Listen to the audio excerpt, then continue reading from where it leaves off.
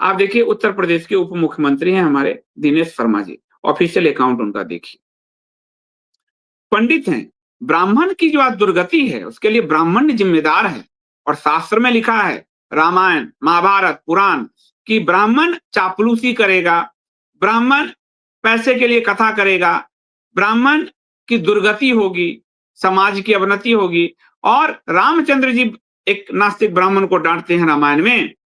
तो दिनेश शर्मा जैसे ब्राह्मण, नामधारी ब्राह्मण, कर्म से ब्राह्मण नहीं, नामधारी ब्राह्मण ने लिखा, ध्वज का हमेशा आरोहण ही होता है, बिना आरोहण के ध्वज स्वयं चलकर दंड पर नहीं पहुंच जाएगा। इस आदमी को यह तक नहीं पता है कि पुरी में ध्वज कैसे जाता है। पुरी में, पुरी के जगन्नाथ मंदिर में व्यक्ति चढ़कर ध्वज पहुंचाता है। इस आदमी को अपनी उड़ीसा सरकार से पूछ लेते। इस आदमी को यह नहीं पता है कि देवघर में ध्वज कैसे पहुंचता है, आदमी ऊपर जाके चढ़ाता है। आप झारखंड में पूछ लेते। इस आदमी को ये नहीं पता गुजरात में द्वारकाधीश पे कैसे ध्वज चढ़ाया जाता है। ये उत्तर प्रदेश के उप मुख्यमंत्री हैं। तो पहला तो यही फैक्ट इनका, वो यही वचन, बोल वचन इनका हो गया गलत। वाल्मीकि रामायण में तो स्पष्ट ही यंत्र के द्वारा इंद्र के ध्वज के आरोहण का वर्णन है। उत्तर उत्थाप्यमानः शक्रस्य यंत्र ध्वज इवोच्छित्तः। अयोध्या कांड 78वां सर्ग 9वां श्लोक। अब चलिए हम देखते हैं कि ये जो महोदय हैं, इसी का पोस्ट पूरे जो भाजमुल्ला तबका है और नव हिंदू तबका है वो इसको फैला रहा है चारों तरफ। अयोध्या कांड का 78वां सर्ग यानी 78 श्लोक 9वां। अब हम देखते हैं ये क्या है। हमने अभी आपको मैं कहूंगा कि दिखाने के लिए, ये देखिए मैं आपको, ये रहा हमारा गीता प्रेस का रामायण और ये रहा चौखंबा का रामायण।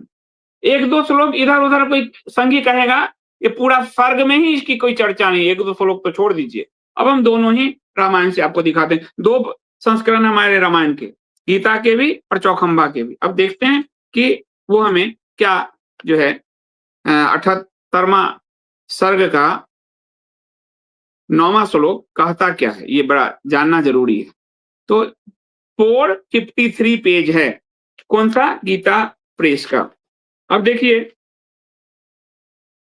ये पूरा जो है इस सर्ग का की कथा क्या है। यहाँ ध्वजारोहण की कोई वर्णन ही नहीं है दूर दूर तक।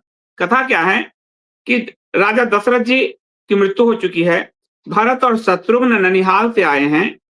13 दिन का जो श्राद्ध कर्म होता है, जैसे अभी हमने अपने पिता का किया है, 13वां दिन बीत जाता है। अब 13 दिन बीत गया तो सांसारिक जीवन में आ गए भरत और शत्रुघ्न। उसके बाद शत्रुघ्न को देखते हैं कि मंथरा जा रही है। मंथरा कुब्जा को देखकर उनको गुस्सा आता है और फिर जो है वो मंथरा को बाल पकड़ के घसीटते हैं, भरत जी रोकते हैं। यह पूरा प्रकरण है, यानी इस पूरे प्रकरण में ध्वजारोहण कहीं नहीं है। ठीक है, अब 9वां हम श्लोक देख लेते हैं, जरा दिखाओ 9वां श्लोक अगला पेज पर। 9वां श्लोक है, यस्या कृते वने रामो न्यस्त देहश्च वह पिता सेयम पापा नृशंसा च तस्याः कुरु यथामति। और दिनेश शर्मा क्या लिख रहा है, अब आप ध्यान से देखिए। तुम तो ये रहने तो दिनेश शर्मा का दिखाओ जरा एक बार। दिनेश शर्मा क्या लिख रहे हैं,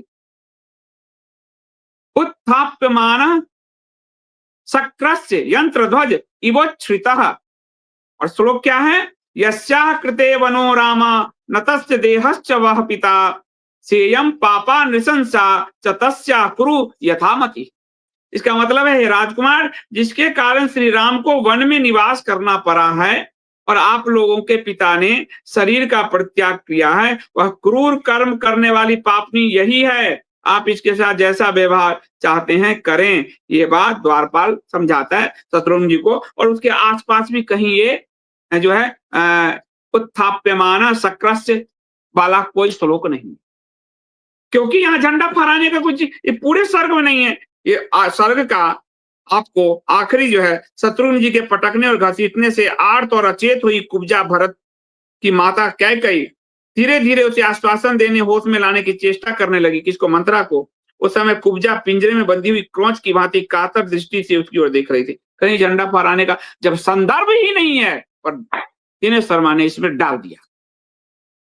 और जब दिनेश शर्मा ने डाला तो आप देखिए कितने लोगों ने विद्वान बन के उसको डालना शुरू किया। जरा दिखाओ इन भाजमुल्लों का कारस्तानी दिखाओ। ये देखिए आपको एक दिखेगा आपको, ये क्या नाम है इसका, शास्त्री सत्यवान। ये भाषाणाम जननी संस्कृत भाषा, संस्कृत भाषा लोगों को ज्ञान देने के नाम पर एक पेज बना है, पर ये पेज असल में भाजमुल्लावाद का पेज है, नव हिंदूवाद का पेज है, जो उसमें जो इनके नव हिंदुओं के जो नए देवता पदार्पण हुए हैं, पसमंदा सुल्तान जी, संघ जी, संघावत जी, उनको ही प्रोटेक्ट करने के लिए भाषानाम जननी संस्कृत भाषा के नाम से पेज बनाया गया। ये देख लीजिए आप।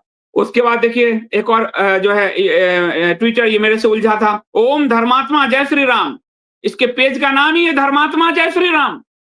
वो अभी दिनेश शर्मा को वही झूठ फैला रहा है। जब इसको मैंने लपेटा तो कह रहा है हाँ अयोध्या कांड में तो नहीं मिला, ये आगे आपको दिखाऊं। तो कहीं भी रामायण में ये नहीं है, इस सर्ग में 78 सर्ग में, लेकिन साफ साफ झूठ बोलकर शंकराचार्य जी को झूठा साबित करने के लिए नव हिंदुओं ने एक पूरा वितंडा रचा, पूरा प्रचार किया और शंकराचार्य जी को फिर से गाली गलौज किया जाने लगा।